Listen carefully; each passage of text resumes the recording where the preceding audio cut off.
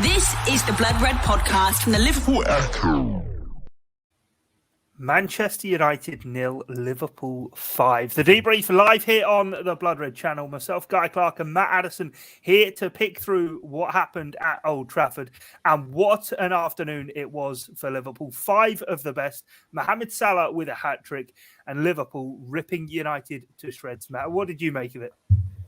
I mean, where do you even start? It's one of those that will go down in history. It's an incredible performance, an incredible game, incredible how bad Manchester United were. I think, to be honest, it's the biggest story out of everything really is just how bad they were, and it surely has to be the end of Ole Gunnar Solskjaer for me. After that, it's a complete disaster class from start to finish in how to play one of those big games. But yeah, from Liverpool's perspective, it couldn't really have gone much better. And I think that the only way that today can get even better is if Manchester United somehow don't manage to sack Solskjaer. I think for Liverpool fans, that would be the only thing that can possibly make this any better. Obviously, Naby Keita, hopefully the injury to him isn't as bad as what it looked as well. But yeah, I mean, it's one of those where you struggle to sum up what has happened. You struggle to believe what has happened, how bad they were, how sort of ruthless Liverpool were is no surprise at all. But we expected it to be tough. We expected it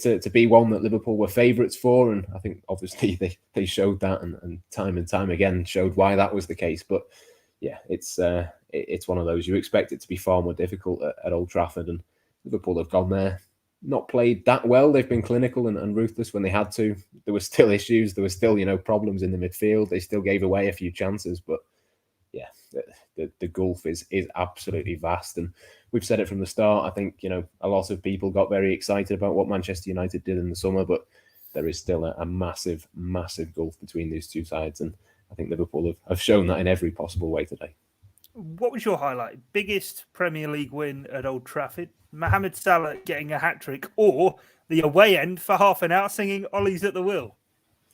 Yeah, I mean, take your pick. I mean, Mohamed Salah, I'm sure, would have fancied himself to score at least once today, because that's what he does, and we've become so used to that. But yeah, it was an almost perfect afternoon. I think, obviously, as I said before, that the Naby Keita injury is a tough one. He played really, really well. We have to say that. I thought he was good for 20, 25 minutes actually midweek, and then kind of was at fault for a couple of the goals and all of that sort of thing. But to come straight back into the lineup after coming off at half time and to put in that performance was brilliant. All of the Salah finishes were great, but it was just so easy for Liverpool. I mean, as I say, they didn't have to play that well. It's a game that, the away end will have absolutely loved. It was absolutely bouncing. And I reckon probably by the end of the second half, there were probably more Liverpool fans in the stadium than there were Manchester United. So I think that pretty much sums it up. Yeah, no, most definitely. Let's talk about Mohamed Salah then. 10 games in a row, goals for him. A hat-trick today. I mean, just when you think his star can't get any brighter, he just keeps doing it. And obviously, this game coming off the backdrop of him saying he wants to remain at Liverpool forevermore in terms of his career. I mean, we've been saying it for a few weeks now that the ball is in FSG's court in terms of giving him this new contract. He can't keep doing much more to prove that he deserves to be the best played player. Perhaps kind of out there, really. No, I think there was a few images and a few little clips from today, which I think will be, long in the memories of Liverpool fans. But there was just a little moment at the end. I think it was the last minute of the game where the camera on Sky Sports panned to Mohamed Salah, and you could just see a massive grin across his face. And I think that just sums it up really quite nicely. He's scoring goals. He's in the peak of his powers. He's the best footballer in the world, and he's completely 100% happy at Liverpool. This is the perfect place for him to continue doing what he's doing. We don't need to go through all the reasons why that is. You only have to sort of watch him play week in, week out with that massive smile plastered across his face every single time you see him. And yeah, look, it's got to be done, hasn't it? There's got to be a new contract at some point. I'm sure those discussions will take place. I'm sure it will get done, because there's just no other option for Liverpool. Obviously, they'd have won this game quite comfortably even without Mohamed Salah, but there's plenty of games where Salah has been the decisive man, and I think we saw that midweek. We've seen it countless times already this season. I mean, the numbers are just absolutely staggering, aren't they, in terms of what he produces? Far more than a one-season wonder. Again, another performance today, and we said it actually in the build-up to the game, is that you think of big Liverpool forwards of the last couple of decades. Fernando Torres, when he had his moment at Old Trafford. Luis Suarez, he had his moments at Old Trafford. Mohamed Salah obviously did score the goal in that 4-2 win last season at Old Trafford, but there was no fans. Today, that was his Suarez or his Fernando Torres moment for Liverpool. And there's not too many things that he's not achieved. There's not too many things that he needed to tick off really in terms of his bucket list. But in terms of that, he has well and truly put a massive, massive tick in that box for himself today. Yeah, most definitely. In terms of the performance as a whole, then it's something that's going to live long in the memory for years and years to come for Liverpool fans. But even if you break it down, every part of it is so perfect and beautiful, I suppose, including that opening that Liverpool had. Just played around Manchester United as though they were mannequins on a training pitch for that first goal. Made use of defensive mix-up for the second goal. Naby Keita crucial in both of them. Yeah, absolutely. And I think it summed up, particularly that first goal, just summed up the difference between these two teams. The sophistication of their attacking play, we know, is something that is very different. We know that Liverpool are far, far better coached than Manchester United, but they didn't even have to show that in that. It was purely a case of Manchester United kind of did a half press, a little bit sort of a soft approach in terms of going up and trying to win the ball back. You contrast that to Liverpool, who are in their faces, putting the bodies on the line time and time again. I mean, it's incredible to watch. You watch it and you can't believe what you're seeing, how bad they are. And obviously it gets a lot worse after that first few minutes. But for me, you could tell straight away in terms of that first goal, United kind of pressed in ones and twos. If that, Cristiano Ronaldo's walking around at the top of the pitch. You've got others like Rashford and Greenwood who should be far, far better. They've got, the capability of being able to press Liverpool, but they just didn't do it. That's not how they're set up. They tried to kind of do it a little bit, probably sort of G'd up by the crowd. That probably helped them a little bit in terms, or well, ultimately hindered them, but helped them in the sense of reminding them that is what is expected of them. But it just looks so disjointed. It's so poor from start to finish. But for me, that first goal is the one that really shows that. Liverpool didn't even have to break stride. They didn't have to break sweat. They just make a few passes, and I don't know how many passes. I think it's 12 or 13 in the end by the time the ball's in the back of the net. But Naby Keita could have had 3 or 4 more touches. He had so much time just to pick his spot, put the ball into the back of the net. And, to be honest, when you first saw it, you did wonder whether it might be pulled back for an offside. But again, so poor that the United defensive line, Luke Shaw, is 10 yards behind everybody else. Just start to finish, really. You can pick apart how poor they were. And, I said it before, and I'm sure it'll get said plenty of times. Liverpool didn't play that well today. They just didn't have to, because United are so bad at the moment that they could just sort of turn up, stroll, make a few changes, and just make it look so simple. Yeah, I have to say at half-time I tweeted that it was difficult to pick Liverpool's best player in that first half, but probably if I was pushed, it was Harry Maguire. He was absolutely horrendous for Manchester United, but that was highlighted by Liverpool. As we said there, Keita was key. Naby Keita was key. Mohamed Salah got his hat-trick. Diogo Jota was brilliant too, as was Roberto Firmino. But looking at the teams when they came in, obviously no Fabinho in that midfield. It seemed a bit of a concern. Kanate in for just his second Premier League start away at Old Trafford, but the call sort of played out ideally for Jurgen Klopp. And for Manchester United, as you say, it was a horror show. Paul Pogba was left out for the first half, came on at half-time, lasted just 15 minutes, and an horrendous challenge that unfortunately ended Naby Keita's afternoon as well. And you were saying just before we started, Matt, United could have had 3 red cards. Poor discipline in terms of actual in-game tactics, but also in terms of their tackling too. Yeah, I mean, there's so many bits of sort of information which you are absolutely staggered as to how that has happened. The red cards, how poor they were, Paul Pogba only lasting 15 minutes. These are things that we haven't even spoken about. We've been speaking about the game now for 9-10 minutes, and we've not even come to those things because there's so many other things that have gone wrong for Manchester United. But yeah, there's no doubt in my mind that they should have been down to 8 players by the end of that game, because the Cristiano Ronaldo one, Curtis Jones, even mention that, yeah. Cristiano Ronaldo's, just kicked out, lashed out at him.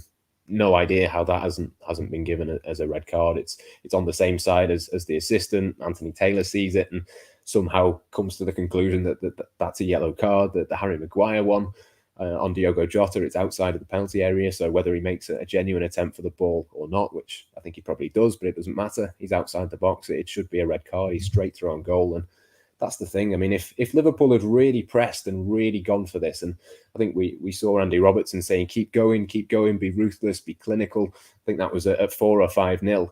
If Liverpool had have done that and had have really gone for it, it could quite easily have been double the scoreline. If Liverpool had have got 10 today, United had been down to 8 men, that would not have been a bad reflection on the way that the game panned out. It would have been absolutely fair. And yeah, you're just astounded how bad Manchester United are. We've known the problems for so long, but Liverpool, they've got Manchester City, they've got Chelsea to come over the next few weeks. Whether they have the same manager and the same sort of system in place, I don't know. You'd assume probably not, but if they do, they're going to get found out again because they're just so far behind the rest of the top four at this moment in time. It really is staggering, and yeah, it's a testament to how well coached Liverpool are that they could just turn up, play in second gear, and win by as many as what they did. It's I mean, we speak about how easy it was for Liverpool to beat Watford a week ago. It was just as easy for them there today. Yeah, what about then Liverpool and the absolute massive achievement it is of going there and winning 5-0, back-to-back 5-0 wins in the Premier League now, both away from home then. The only team remaining unbeaten in the Premier League so far this season. Of course, they don't go top with the win. Chelsea still just a point ahead of Liverpool at this stage. But a lot of people quick by the end of last season to say, yep, this is this team done. Refreshing needed in the summer. It was only Ibrahima Konate who was brought in. We mentioned just a second league start for him today, but it just looks as though there's absolutely no stopping this team right now, and they're getting into that kind of groove that it's going to take some beating to stop Liverpool, where they just churn these results out and make it look as easy as they did. Yeah, absolutely. I mean, they've made changes there, safe in the knowledge that even with those changes, you still fancied Liverpool to win because you just look at the team on paper, and even without seeing how they line up, you just know that it's a far more well-connected, well-thought-out process of team and tactics. And I thought Ibrahima Konate was really good today, but he didn't have to do a huge amount. Obviously, Cristiano Ronaldo is up there, and we can't play down the fact that he's kept a clean sheet and done really well for the majority of the time. I think he did similar for Leipzig in Germany last season against Manchester United, and I wonder whether that has played into Klopp's thinking in terms of throwing him in. It was a bold call, but it's one that he's seen him enough in training to think that he can come in and make an impact, and he was brilliant. He was on the front foot, he was passing out from the back, he did a couple of those dribbles into midfield that we've seen from Joel Matip, so really good from him. And in midfield, Liverpool, even before this game, when Keita goes off injured, they've still got Thiago missing, they've still got Harvey Elliott out, they've still got so many players that would be in there. Fabinho, we mentioned before. This wasn't a first choice Liverpool team. This was, a real testament to the squad depth that they've got. And yeah, look, it would be a massive surprise if Liverpool are not there or thereabouts for the Premier League title. But we've known this for a long time. I know that there's certain pundits out there who just refuse to sort of admit that Solskjaer is behind the other managers, or refuse to admit that United are so far behind the other teams. But Liverpool fans have known this for a long time. They are miles ahead of Manchester United at this moment in time, and I think even Gary Neville and one or two others might find it difficult to argue against that now. How big was it today, though, that Liverpool actually played what was in front of them rather than the occasion of going away to Old Trafford? We've spoken about it so many times, and obviously the league-winning season before Watford away, it was the only place that Liverpool had dropped points. Coincidentally, funny enough then to think, the last two games in the league have both been 5-0 away wins on those two grounds. But as I say, we've spoke so often that going to Old Trafford, not a mental block, but there's something different about Liverpool. They don't quite go at it in the same nature. Today, they certainly did. Yeah, they did. It's hard to know quite why that is. I think they've not just done that at Old Trafford, they've done that at Goodison Park as well. And, there's been plenty of occasions in Jurgen Klopp's tenure where Liverpool have been clearly a better team than Everton, but just haven't quite managed to do it there as well. So it's not necessarily a quality thing, but I think possibly part of it is that they just trusted themselves. They knew that they were so much better. They knew, obviously, they're averaging, I think, 3 goals a game away from home. That's now gone up. They knew that if they played their proper game and did all of the things that they could do, and I think the early goal probably helped as well in terms of quietening the crowd, the way it happened. Obviously, immediately the crowd get onto Manchester United's back. I mean, they just gave no option really for United to get back into it or to be able to sort of play themselves into it. They just hammered them from start to finish, and it is a strange one. Hopefully, from a Liverpool perspective, in future they can look back at this game and go, well, we've been there, we've done it with a crowd now, we've done it without a crowd. They won pretty comfortably, 4-2 last season, but with the crowd as well and with the emphaticness of the scoreline as well. I mean, in future there should just be absolutely no questions about it. There should be no issues in terms of going to Old Trafford. Be interesting to see if they do the same at Goodison Park as well later in the season when they do that.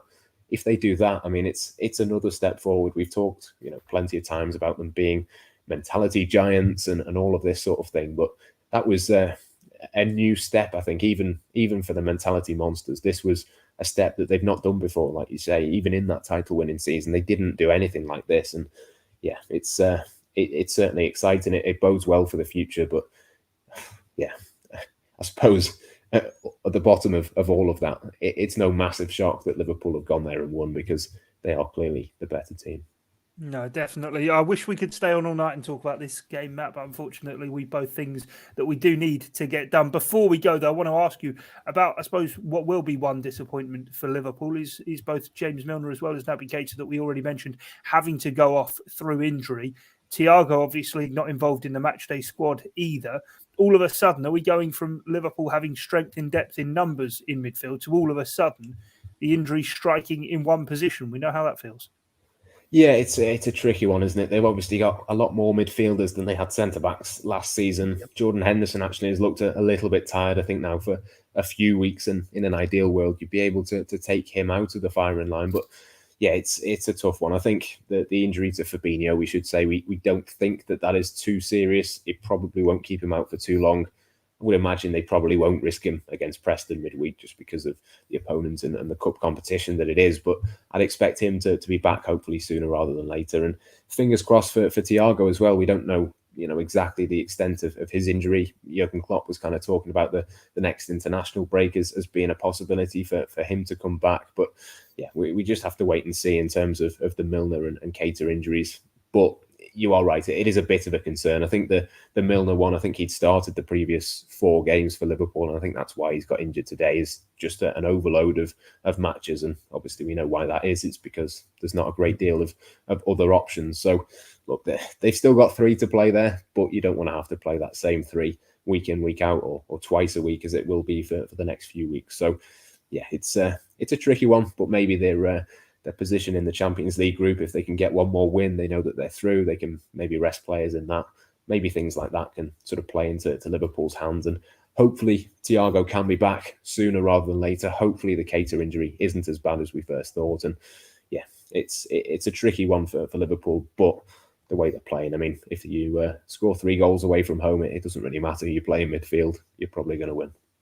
Yeah, well, that is it from us here on the Debrief, but don't worry, the Blood Red channel is just getting started for the night. Remember to hit that like button, go and subscribe to the channel if you haven't done so already. You can find Matt at Matt Addison 97 on Twitter, myself, Guy Clarke 05. Do go and follow us if you so choose to. But as I say, that's it from us here on the Debrief, but plenty more to come. There'll be plenty more reaction in tomorrow's Blood Red podcast, with both Jurgen Klopp and Ole Gunnar Solskjaer's press conference to follow later on. But before all of that, and I know you'll enjoy this, Matt, with some exclusive footage from the away end to come here on the Blood Red YouTube channel. So stay exactly where you are. But from myself, Guy Clarke, and Matt Addison, thanks for your time and your company. It's bye for now.